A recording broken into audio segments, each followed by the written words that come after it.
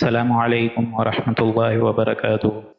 اعوذ باللہ من الشیطان الرجیم، بسم اللہ الرحمن الرحیم۔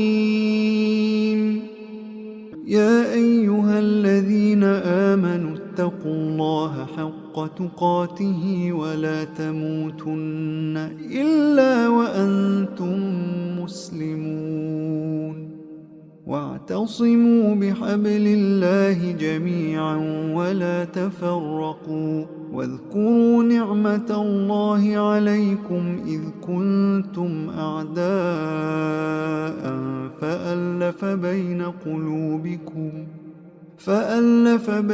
قلوبكم فأصبحتم بنعمته إخوانا، وكنتم على شفا حفرة من النار فأنقذكم منها، كذلك يبين الله لكم آياته لعلكم تهتدون۔ وَلْتَكُن مِّنكُمْ أُمَّةٌ يَدْعُونَ إِلَى الْخَيْرِ وَيَأْمُرُونَ بِالْمَعْرُوفِ وَيَنْهَوْنَ عَنِ الْمُنكَرِ، وَأُولَئِكَ هُمُ الْمُفْلِحُونَ۔ وَلَا تَكُونُوا كَالَّذِينَ تَفَرَّقُوا وَاخْتَلَفُوا مِن بَعْدِ مَا جَاءَهُمُ الْبَيِّنَاتُ، وَأُولَئِكَ لَهُمْ عَذَابٌ عَظِيمٌ۔ يَوْمَ تَبْيَضُّ وُجُوهٌ وَتَسْوَدُّ وُجُوهٌ، فَأَمَّا الَّذِينَ اسْوَدَّتْ وُجُوهُهُمْ أَكَفَرْتُمْ بَعْدَ إِيمَانِكُمْ فَذُوقُوا الْعَذَابَ بِمَا كُنتُمْ تَكْفُرُونَ، وَأَمَّا الَّذِينَ ابْيَضَّتْ وُجُوهُهُمْ فَفِي رَحْمَةِ اللَّهِ هُمْ فِيهَا خَالِدُونَ۔ تِلْكَ آيَاتُ اللَّهِ نَتْلُوهَا عَلَيْكَ بِالْحَقِّ، وَمَا اللَّهُ يُرِيدُ ظُلْمًا لِّلْعَالَمِينَ، وَلِلَّهِ مَا فِي السَّمَاوَاتِ وَمَا فِي الْأَرْضِ، وَإِلَى اللَّهِ تُرْجَعُ الْأُمُورُ۔ سامعین محترم، یا ایہا الذین آمنو، اے اہل ایمان، اے ایمان کے دعوے دارو، اتقوا اللہ حق تقاتہ۔ یہ آیت سب سے بھاری ہے قرآن مجید کی تقوی کے لحاظ سے، تقوی کی تلقین کے لحاظ سے۔ اے اہل ایمان، اے ایمان کے دعوے دارو، اے اہل ایمان، اللہ کا تقوی حاصل کرو، اتنا تقوی جتنا کہ اس کا حق ہے۔ اللہ کا تقوی حد امکان، اب اللہ کا اتنا حق انسان کیسے ادا کر سکتا ہے؟ یہ آیت جب اتری تو صحابہ سارے کے سارے گھبرا اٹھے کہ یا رسول اللہ کے تقوی کا حق کیسے ادا کر سکتے ہیں ہم؟ پھر وہ آیت اتری سورہ تغابن کی آیت نمبر 14، فاتقوا اللہ ما استطعتم، کہ اپنی امکانی حد تک جتنا تقوی تم کر سکتے ہو اللہ سے کرو۔ کس کے اندر جتنا ایمان ہے اس حساب سے اللہ سے آگے ڈرے، اللہ کے آگے ڈرے، اللہ سے تقوی اختیار کرے، اللہ کی خشیت اختیار کرے۔ فاتقوا اللہ ما استطعتم، لیکن انسان کو پوری کی پوری کوشش کرنی چاہیے کہ جتنا اللہ سے اپنا معاملہ سیدھا کر سکے، جتنی اس کے اندر اللہ نے استطاعت دی ہے، صلاحیت دی ہے، توانائی دی ہے، اتنا اس کا تقوی حاصل کرے۔ یا ایھا الذین آمنوا اتقوا اللہ حق تقاتہ، اے ایمان والوں اللہ کا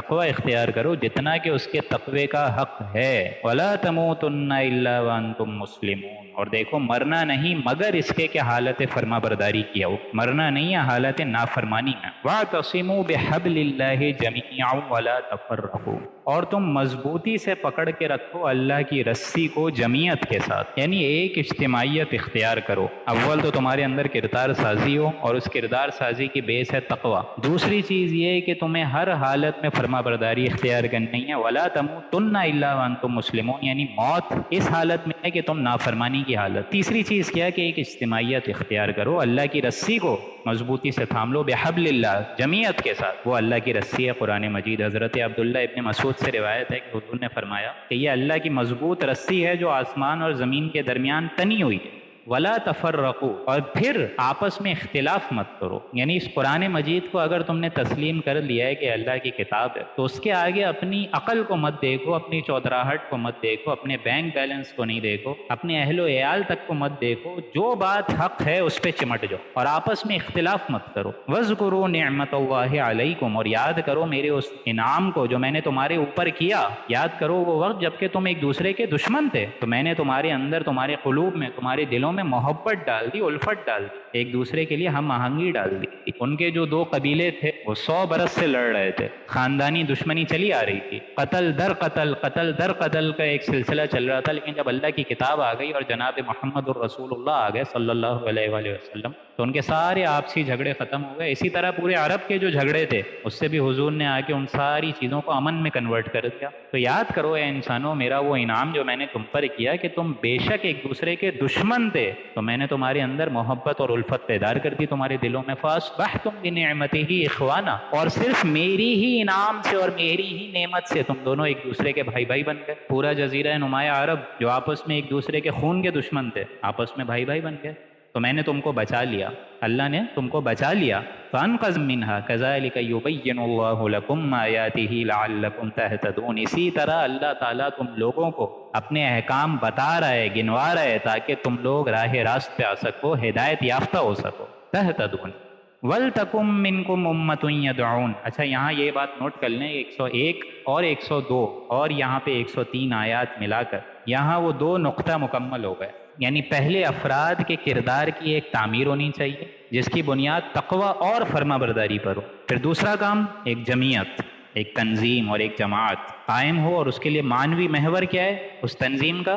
وہ ہے حبل اللہ یعنی قرآن مجید. اب ایسی جمعیت جب وجود میں آئے گی تو وہ کیا کرے گی؟ اب اس کا ذکر آ رہا ہے 104 آیت میں. وَلْتَكُمْ مِنْكُمْ أُمَّةٌ، تم میں سے ایک جماعت لازماً ہونی چاہیے. امہ تمہاری ہی جماعت میں سے ایک جماعت ہونی چاہیے جو کام کیا کرے گی؟ اس کے کام ہے کرنے کے 3، یعنی پوری امت مسلمہ تو بہت بڑی ہے. تو وَلْتَكُمْ مِنْكُمْ، تم ہی میں سے ایک جماعت نکلے گی. اب ظاہر بات ہے میجورٹی جو امت ہے امت مسلمہ 1.9 بلین کے قریب، 2 بلین کے قریب، وہ تو سوئی ہوئی ہے، وہ اپنے فرض منصبی کو بھولی ہوئی ہے. تو اب اس امت میں سے ہی کوئی چھوٹی امت بنے اور جماعت یہ کام اپنے ذمے لے، وہ جماعت اپنے یہ کام ذمے لے لے کہ دوسروں کو بھی جگائیں گے، جاگو اور جگاؤ کی مہم چلا دیں. تم ہی میں سے ایک جماعت ہونی چاہیے. وہ کام کیا کرے گی؟ اس کے کام ہے کرنے کے 3. نمبر 1 یدعون الی الخیر، وہ دعوت الی الخیر دے. اور سب سے بڑا خیر کیا ہے؟ وہ دعوت قرآن ہے. رجوع الی القرآن، ٹرن ٹورڈز قرآن، لوٹو اس قرآن کی طرف، واپس آؤ قرآن کی طرف. تم کہاں جا رہے ہو؟ نہ کہیں جہاں میں اما ملی، جو اما ملی تو کہاں ملی، میرے جرم خانہ خراب کو تیرے عفو بند نواز.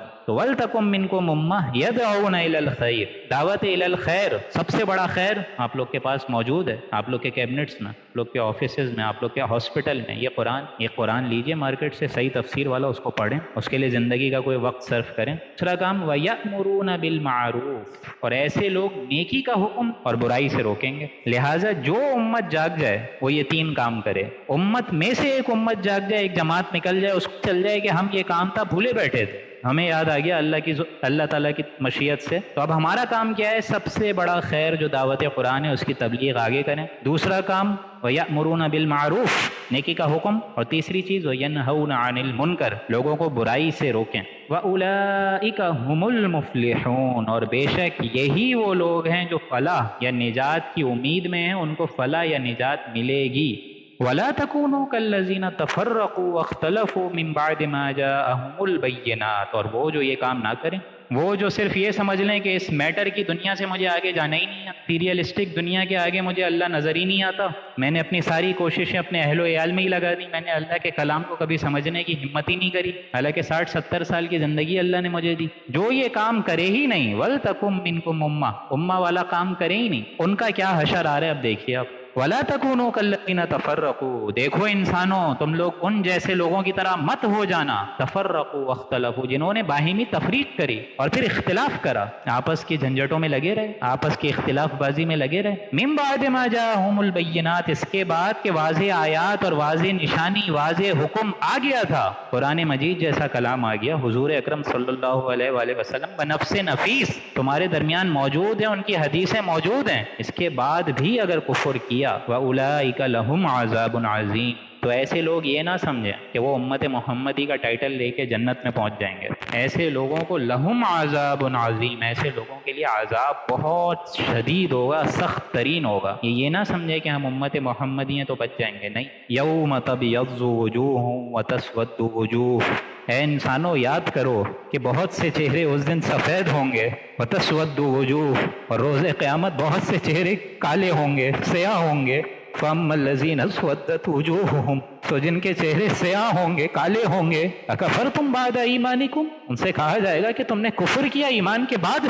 ایمان آ گیا تھا نا تمہارے درمیان، قرآن مجید آ گیا تھا، پھر کفر کیا. فذوقوا العذاب بما کنتم تکفرون، تو اب چکھو مزہ عذاب کا اس سبب کے جو کفر تم کرتے رہے. تم نے ہماری آیات کو سمجھنے کی توفیق نہیں کری، تمہیں ہم نے ٹائم دیا تھا، تمہیں وقت دیا تھا، تم لگے رہے اپنی ڈاکٹری انجینئرنگ میں، تم نے کبھی میرے اس نظام کو بدلنے کی کوشش نہیں کری. فذوقوا العذاب، اب عذاب میں جاؤ، بما کنتم تکفرون، اپنے کفر کی پاداش. واما الذین ابیضت وجوہہم، اور ان لوگوں سے کہا جائے گا جن کے چہرے سفید ہوں گے، خوبصورت ہوں گے، وجوہہم ففی رحمت اللہ، ان کے چہرے جو سفید ہوں گے اس پہ اللہ کی رحمت چھائی ہوئی ہوگی. ہم فیہا خالدون، ہمیشہ ہمیشہ رہیں گے. تلک آیات اللہ نتلوہا علیک بالحق، یہ اللہ سبحانہ و تعالیٰ کی آیات ہیں جو اللہ سبحانہ و تعالیٰ صحیح طور پہ تم کو حق کے ساتھ پڑھ کر سنا رہا ہے.